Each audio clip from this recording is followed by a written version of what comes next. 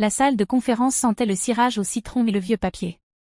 Quelqu'un avait trop ouvert une fenêtre, et le vent tapait doucement contre les stores, comme s'il voulait entrer.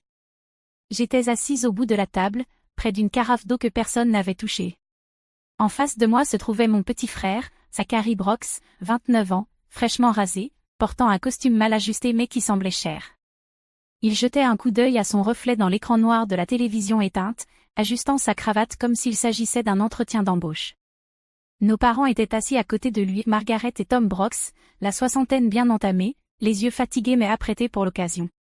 Ma mère tapotait la main de Zach sans cesse. Mon père restait silencieux, comme toujours lorsqu'il ne contrôlait pas la situation. À la tête de la table se tenait Graham Whitmore, l'avocat chargé de la succession de notre grand-mère, plus âgée que nos deux parents, les cheveux argentés peignés soigneusement en arrière, la voix grave mais adoucie par le temps. Il connaissait grand-mère Margot depuis plus de 40 ans, et l'appelait « la seule cliente à m'avoir corrigé ma grammaire ». C'était la lecture du testament. Margot Chin, notre grand-mère, était décédée 2 semaines auparavant. Elle avait 78 ans, discrète, brillante, et économe jusqu'à l'os. Le genre de femme qui découpait des bons de réduction, portait encore des cardigans de 1991, et avait pourtant payé l'intégralité de mes études universitaires sans jamais en parler à mes parents. Nous supposions tous que la maison, les économies, ce qu'il en restait irait à Zach. Il en avait plus besoin. C'était toujours comme ça, dans l'histoire. Graham lut le préambule juridique d'une voix rodée, puis arriva la phrase qui vida l'air de la pièce. À mon petit-fils, Zachary Brox, je lègue ma résidence principale sur Hamilton Drive, ma Toyota Camry de 2007, ainsi que les fonds de mon compte d'épargne personnelle se terminant par 3482. Ma mère expira bruyamment, comme si elle retenait son souffle depuis des jours. Zach sourit, pas avec arrogance, juste soulagé. Il se laissa légèrement aller contre le dossier de sa chaise, comme si la vie venait enfin de lui faire un cadeau. Puis vint mon tour. Graham ajusta ses lunettes. À ma petite fille, Elena Brox. Il marqua une pause trop longue. Je lègue $1 américain et mon amour éternel. C'était tout. Pas de pause ensuite, pas d'explication, pas de clause spéciale. Quelqu'un ricana, trop fort pour que ce soit accidentel. Je pense que c'était l'un des cousins sur Zoom, ou peut-être Zach. Je ne me retournai pas pour voir. Ma mère émit un petit bruit dédaigneux et posa de nouveau la main sur le bras de Zach. Elle n'a jamais eu besoin de grand-chose, dit-elle, juste assez fort pour être entendue. Personne ne me regarda. Graham poursuivit, d'autres clauses juridiques, quelque chose au sujet du mobilier de jardin. Je n'arrivais plus à me concentrer. Je fixais le seul trombone sur le dossier devant moi, doré, du genre que grand-mère Margot achetait toujours en gros. À la fin de la réunion, Zach serra la main de Graham comme un homme acceptant une promotion. Mon père le remercia. Ma mère demanda où seraient envoyés les papiers de propriété. Je me levai et sortis avant qu'il ne fasse semblant de me dire au revoir. Dehors, le vent s'était levé. Le ciel avait pris ce gris doux juste avant la pluie. Dans mon sac, je portais encore la carte de remerciement que grand-mère m'avait écrite 6 mois plus tôt, pliée tant de fois qu'elle était à peine lisible. Ne les laisse jamais confondre silence et absence, ma chérie. Les gens discrets portent les vérités les plus fortes. 3 jours passèrent. Je ne répondis à aucun message de la famille, pas qu'il y en ait eu beaucoup. Un seul de ma mère, bref. J'espère que tu n'es pas fâchée. Tu as toujours été si indépendante. Encore ce mot. Le 4e matin, j'étais dans la cuisine, remuant un porridge que je ne voulais pas, lorsque mon téléphone sonna. Graham Whitmore, son nom paraissait trop formel sur l'écran, comme si l'appel allait l'être aussi. Je décrochai à la 3e sonnerie. Mademoiselle Brox, commença-t-il, puis il s'éclaircit la gorge. Elena, j'espérais que vous pourriez passer au cabinet. Il y a un sujet à part que votre grand-mère m'a demandé de traiter uniquement avec vous. Je ne demandais pas pourquoi. Je ne dis rien pendant une seconde de trop. Quel genre de sujet? Part inclus dans le testament public, dit-il. Elle a laissé des instructions très précises. Cela ne prendra pas longtemps. Son bureau était plus frais que la dernière fois. Les mêmes fauteuils en cuir, le même silence qui collait au mur.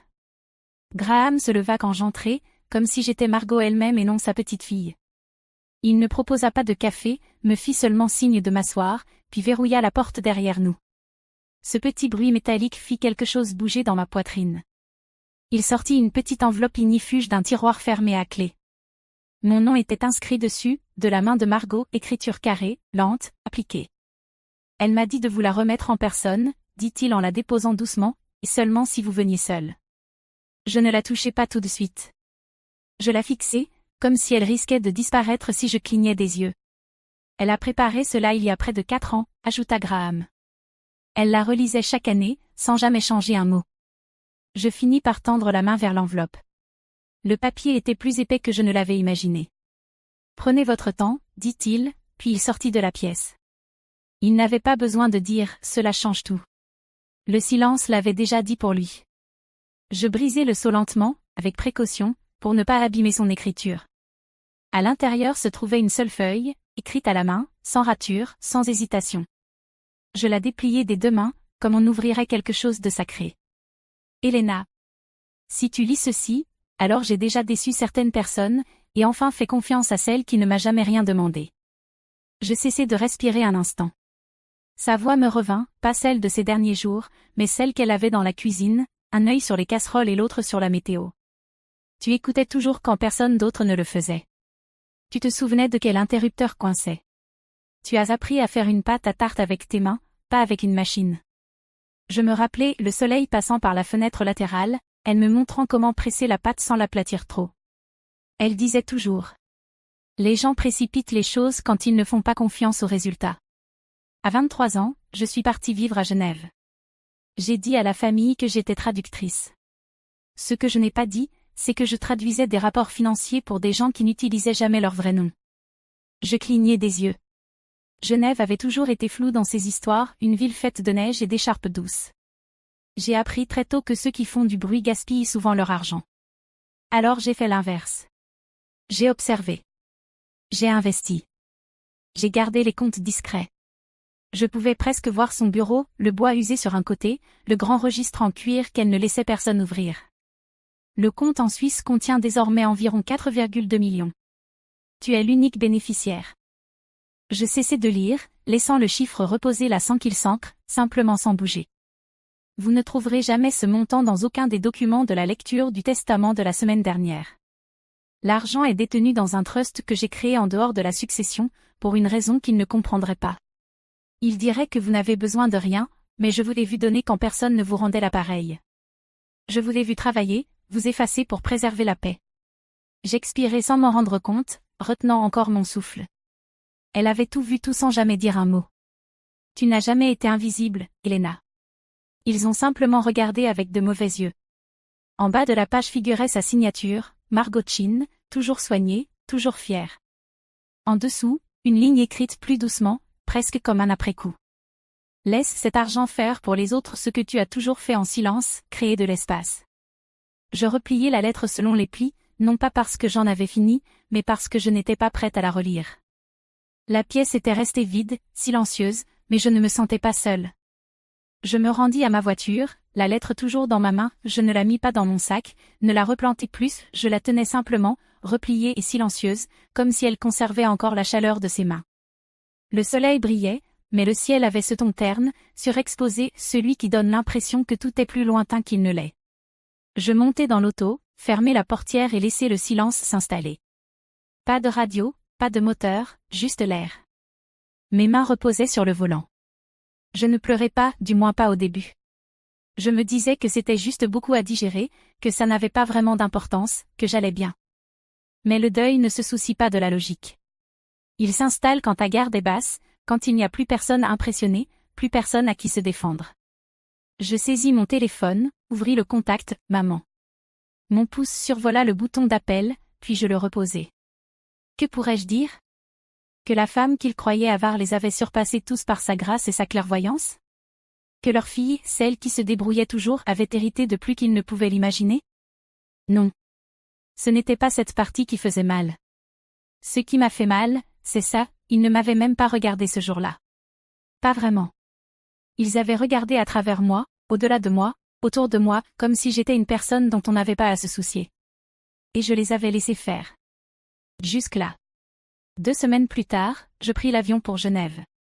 Personne n'était au courant. Je n'ai publié aucune photo, je n'ai envoyé aucun message depuis l'avion. Il faisait froid à mon arrivée, un froid pénétrant, indifférent à ton statut de passagère.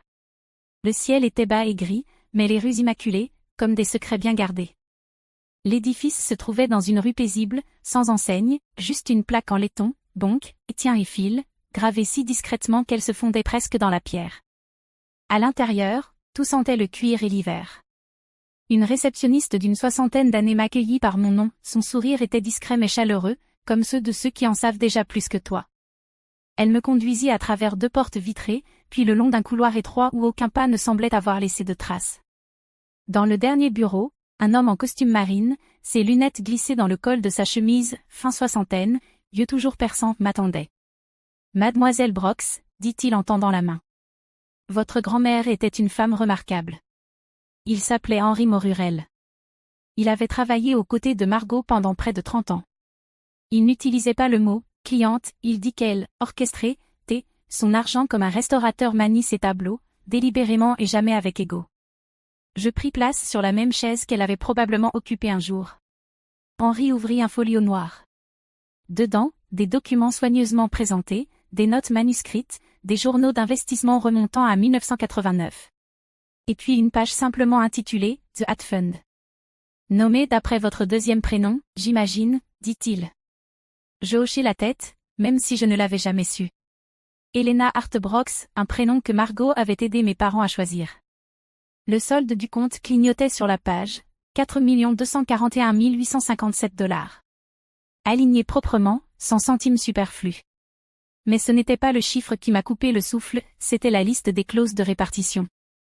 Pensez avec soin, limité, intentionnel, des fonds destinés à des programmes de sensibilisation financière pour mères célibataires, des microcrédits pour femmes recommençant après 50 ans, une aide d'urgence pour aidants familiaux âgés.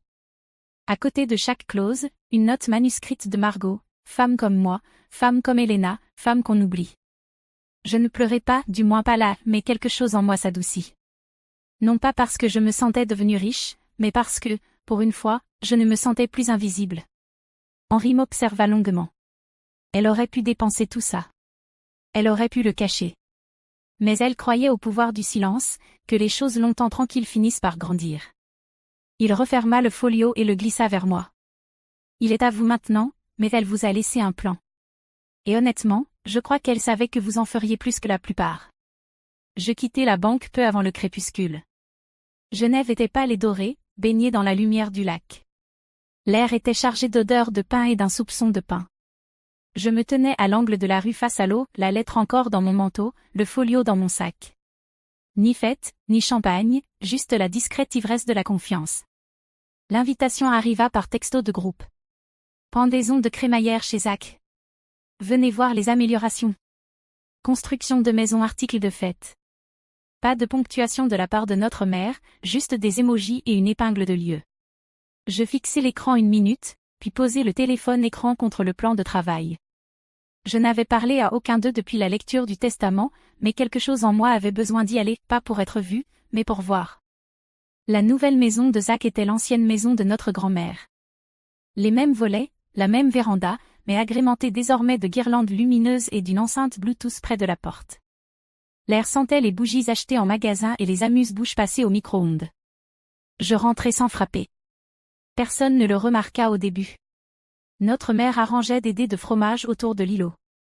Notre père tenait un verre et riait à une répartie de Zach. Il semblait plus léger, ce genre de légèreté qu'on respire seulement quand on t'offre ce que tu n'as pas mérité. Quand ma mère me vit, un sourire surpris se dessina sur son visage, ce genre de surprise polie qu'on arbore quand on ne sait pas très bien comment t'accueillir. « Helena. Tu es venue. Comment ça va ?» Sa voix avait cette note aiguë, comme si elle essayait de couvrir quelque chose. « Occupée, répondis-je. » Elle hocha la tête, sans demander, « Occupée par quoi ?» Puis revint sa formule automatique.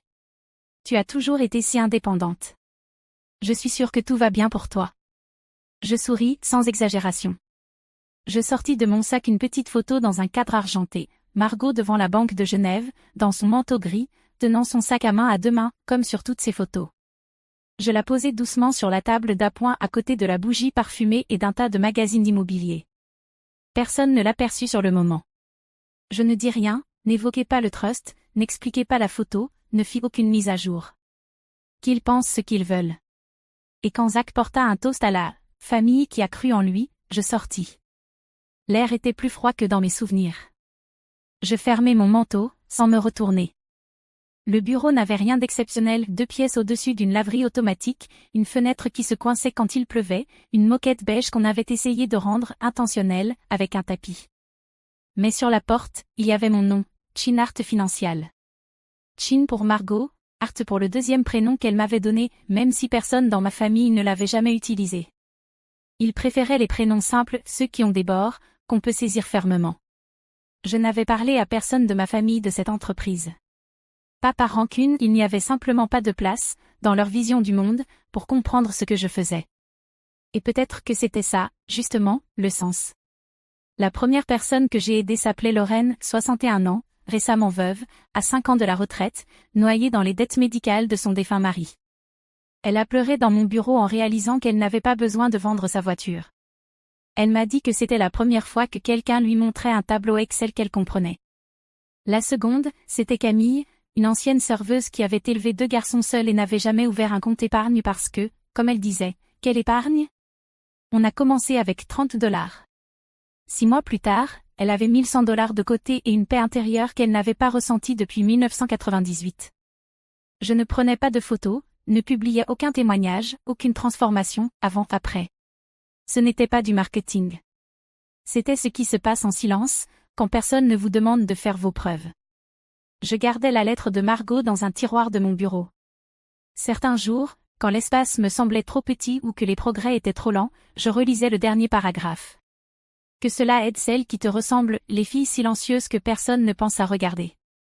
Ça n'a jamais été seulement une question d'argent. Il s'agissait d'offrir du choix, du temps, et un chemin à suivre sans avoir à demander la permission.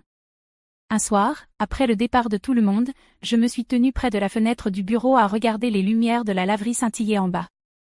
J'ai pensé à Margot, pliant son argent dans le silence, et à la façon dont personne ne lui avait jamais demandé pourquoi elle vivait ainsi.